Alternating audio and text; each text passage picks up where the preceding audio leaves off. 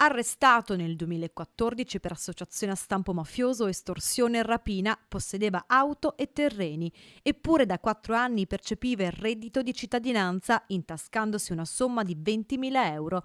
Denunciato dalla Guardia di Finanza di Conegliano, un pluripregiudicato residente nella Marca che dal 2019 riceveva mensilmente il sussidio dopo aver presentato all'INPS una documentazione volutamente incompleta. È emerso che nella documentazione che lo stesso aveva presentato per ottenere il beneficio all'ente erogatore, all'INPS, vi erano diverse omissioni. Una tra tutte la omessa dichiarazione dei suoi precedenti. Non solo l'arresto, diverse le omissioni riscontrate dagli investigatori. Il richiedente aveva omesso di comunicare il possesso di diversi autoveicoli, 5 autoveicoli e diversi terreni, oltre al possesso di alcune quote di partecipazione in una società.